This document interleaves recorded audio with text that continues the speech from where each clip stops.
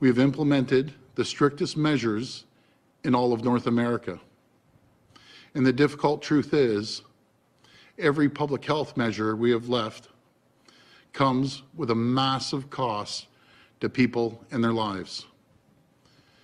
But we have never shied away from doing what's necessary. We have made the deliberate decision to temporarily enhance police officers' authority for the duration of the stay-at-home order.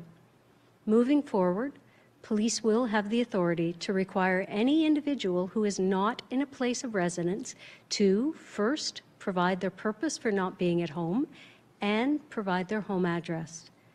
Police will also have the authority to stop a vehicle to inquire about an individual's reason for leaving their residence. And our inspectors will also be ensuring that those who absolutely must come to work are strictly following the public health measures. For our employers and employees, take note, this is your last warning. What? Wow.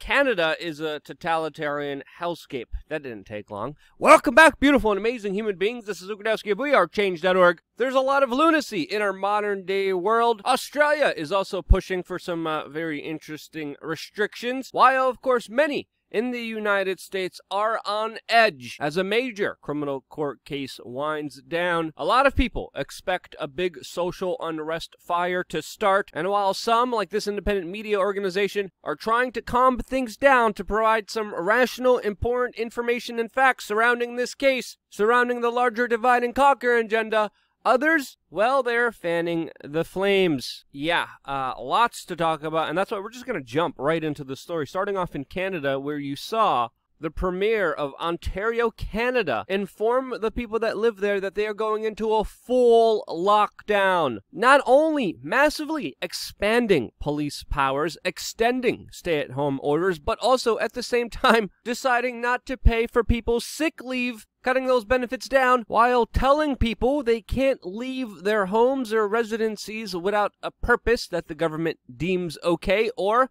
face a hefty fine, fines that usually hurt poor people the most, while rich people get to do whatever they want. There are curfews, checkpoints, inspections, as religious gatherings, weddings, funerals are limited to only 10 people, regardless if they're indoors or outdoors, while also sending inspectors to office places to make sure that only essential workers are inside of a building. And my goodness, golly gracious, in my own personal opinion, this is absolutely absurd. And as some data has suggested, especially with studies found from looking into places like Sweden, Florida, and Texas, with initial findings showing that lockdowns might be even having an adverse effect, causing severe social and economic ramifications that are going to be absolutely devastating. Now, I think one of the bigger stories here that some outlets are missing is the fact that some police departments have responded to this very serious draconian order and said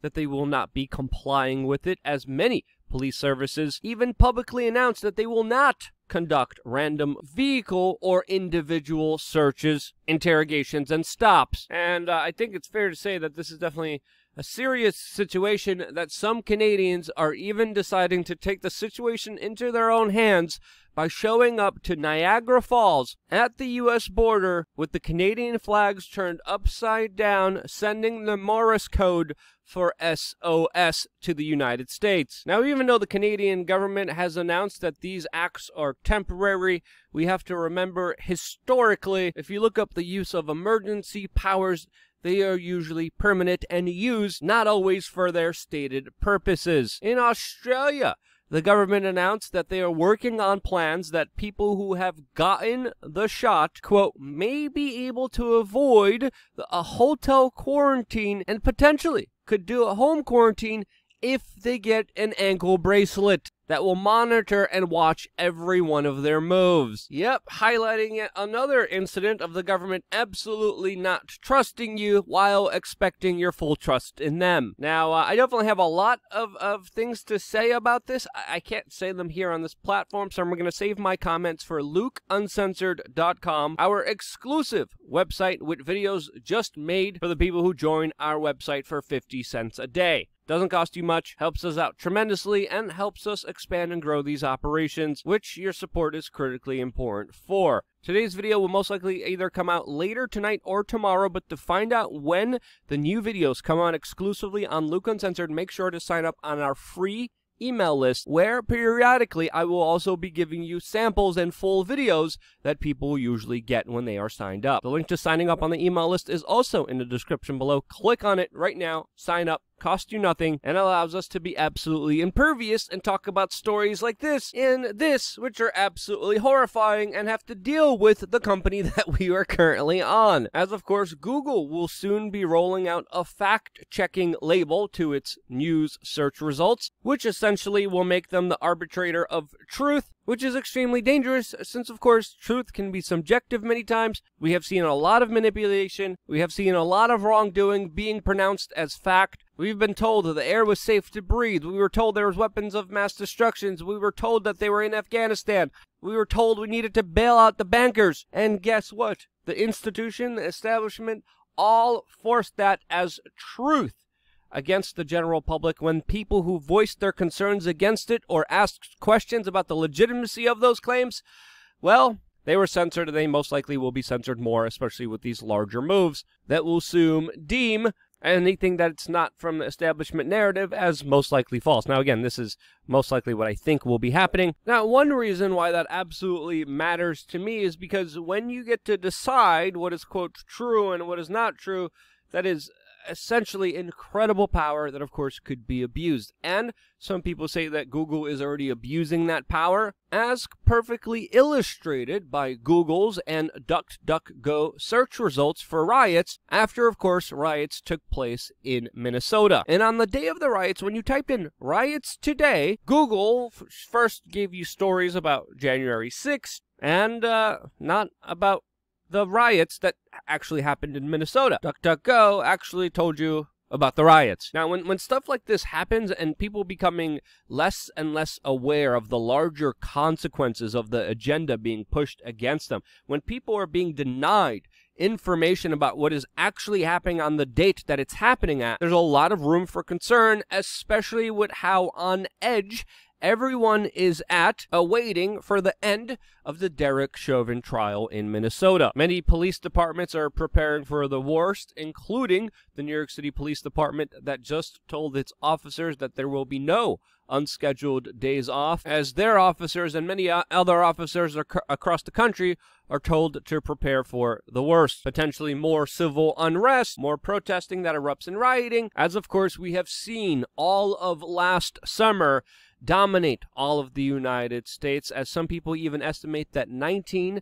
to 35 people have died during the riots last year, as of course there was massive property destruction, massive looting, massive crime, which by and large I would say was obfuscated by the establishment, trying to classify these events as, quote, peaceful, while obfuscating some of the real damages. Now, even just a few moments ago, there was a riot, according to police officers, that was declared in Portland as a group of protesters lit fires, smashed downtown windows after yet another police-related shooting. And with paying close attention to the Derek Chauvin trial, seeing the evidence, the counter-arguments, it really looks like, to me and other legal analysts, that this case is far more complicated than the mainstream media wants to make it. The mainstream media usually likes to focus on the larger narrative against Derek, but when you look into this story, it is far more complex, and according to some legal experts, there's a chance that Derek Chauvin could even walk. And if that happens, many people are expecting more civil unrest. And with the utter chaos and destruction that happened last year, there should be a concerted effort to tell both sides of the story, to understand this situation fully, and to try to calm people down by providing some rational conversations that could de-escalate this situation.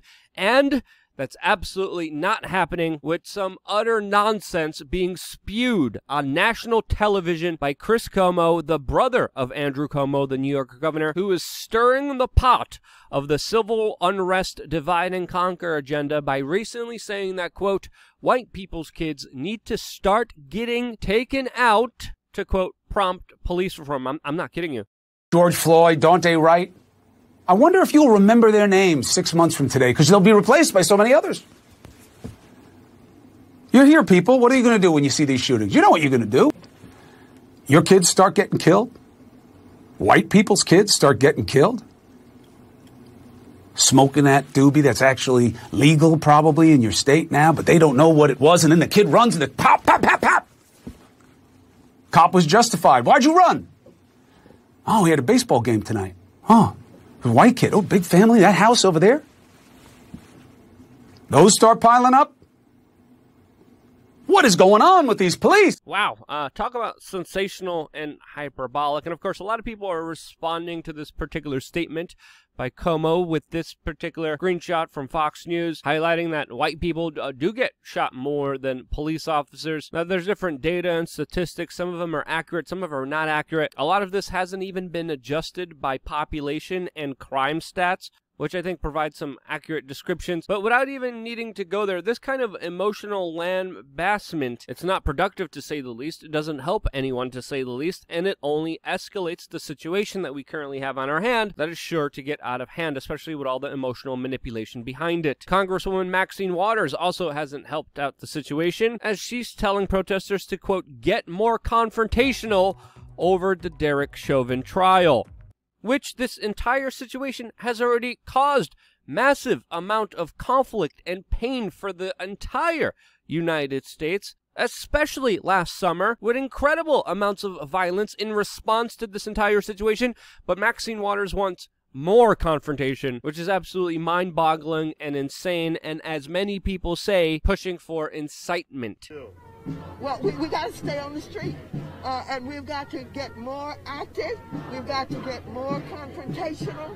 We've got to make sure that they know that we mean business. Now, I know she wants a guilty plea, but to promote and push for more confrontation, if she doesn't get her way when the situation is already so tumultuous, so dangerous, it is absolutely, utterly irresponsible to be doing such things, since, of course, they will be creating harm. As, of course, we have seen many people on social media, even in the streets, even during official BLM events, call for, and for some reason, those posts, those calls for violence, for people to get hurt, well, they don't get censored by big tech. What does get censored is criticism of the overall larger movement, as recently highlighted by Facebook censoring a story from the New York Post exposing how a BLM founder was buying homes in predominantly white neighborhoods with the money that was donated to her. An Apple store in Portland that literally turned itself into a BLM memorial, allowed artists to come from the community to paint murals on it, was set on fire just last night during, of course, BLM rioting. Foot Locker that donated $200 million to BLM causes, that tries to pretend to be woke and promotes the ideology, they again had their store looted. And when you look at some of the biggest multinational corporations, whether from the CIA, from Goldman Sachs, to Amazon, to Walmart, Google, Facebook, McDonald's, no matter who it is, they are shelling out large swamps of money for this organization that has been a part of a movement that has created a lot of chaos, pushed for racial division, disharmony, doing almost the exact opposite of what they claimed to do, as of course more and more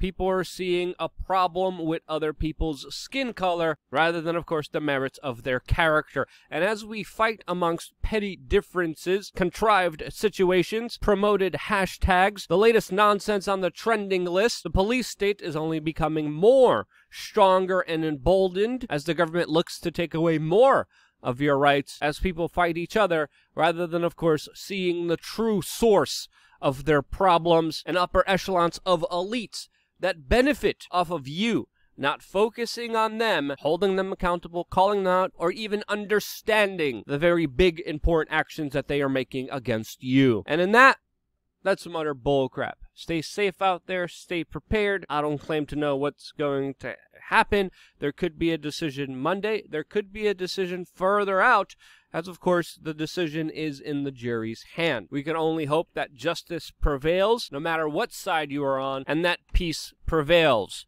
Will that happen? Well, just being frank with you, probably not.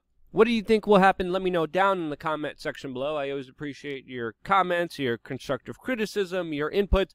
It truly means a lot. I wouldn't be here if it wasn't you actively watching and sharing these videos out to your friends and family members because of some of the stories that we share, because of some of the stories that we talk about. We're obviously not in the best of positions on this platform, but again, the truth matters more than anything else. And if you appreciated it, share this video. Random strangers, doesn't matter. Someone spams you, you spam them back with this video. Because you do, I'm still here. I wouldn't be here if it wasn't for you, and this is why. I love you guys. Stay tuned for more here on wearechange.org.